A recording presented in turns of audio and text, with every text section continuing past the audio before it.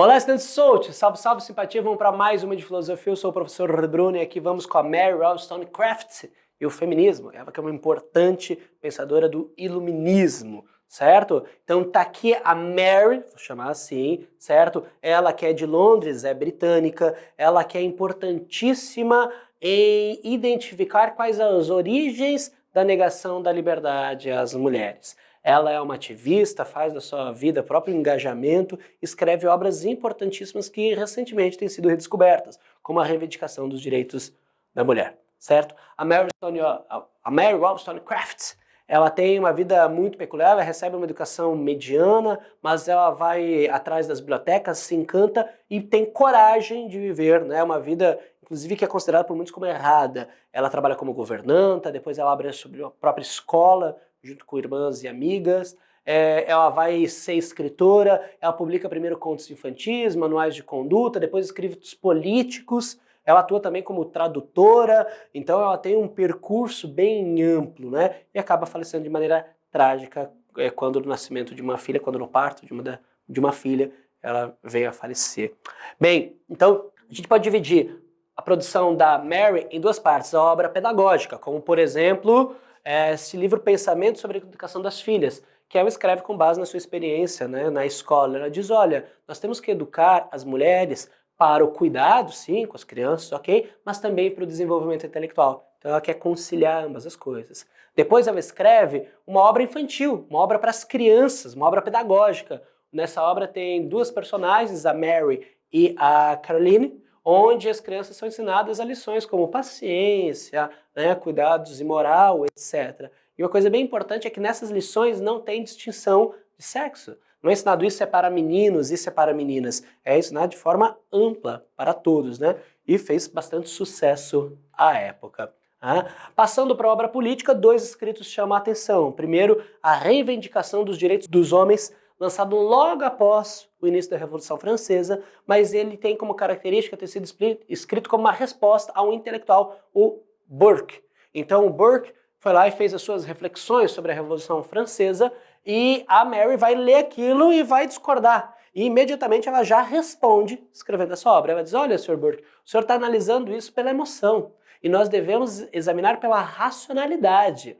Então veja, se a gente vai se basear, né, por causa de uma retórica ornamentada, falando das emoções e dos espíritos, a gente não chega na questão central da causa. Nós devemos nos ater à racionalidade. Eu vou dar como exemplo. A própria escravidão, em vários momentos, foi considerada correta, mas um exame racional vai nos permitir perceber que a escravidão não tem fundamento para estar correta. E a obra que mais causa impacto na sociedade, que é a reivindicação dos direitos da mulher. Tá? É a obra mais influente e ela advoga sobretudo pela educação das mulheres. Ela diz que é a educação das mulheres que vai permitir que as mulheres ampliem o seu desenvolvimento intelectual. Isso é benéfico para a sociedade como um todo, não apenas para as mulheres, mas a sociedade como um todo vai se aperfeiçoar.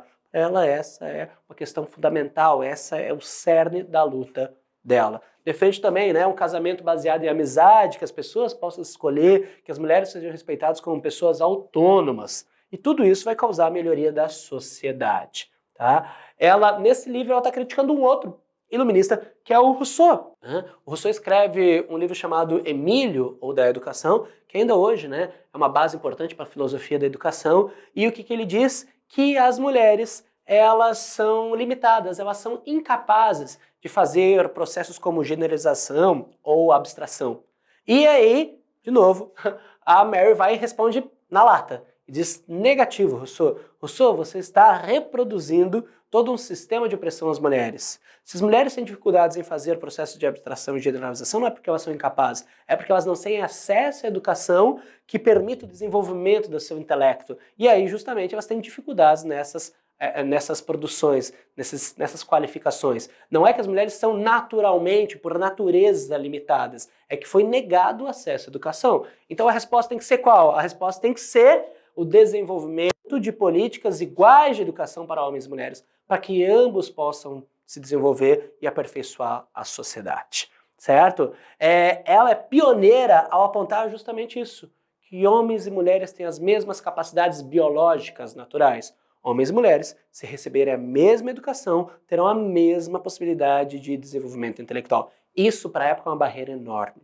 E é sobretudo por causa dessa obra que a Mary passa a ser escanteada, passa a ser marginalizada, inclusive do círculo intelectual britânico, ela passa a ter uma certa dificuldade em permanecer. Tá? Então, essa obra ela é duramente deixada de lado pelos demais iluministas. É um impacto muito importante para a gente pensar o seguinte, né? O iluminismo pressupõe a ideia de liberté e igualité, mas essa igualité não existe na questão aqui de gênero. Tá? A vida e a obra da Mary são fundamentais, a sua própria vida, né, exemplifica a sua luta pelo direito ao desenvolvimento intelectual, o direito à educação das mulheres.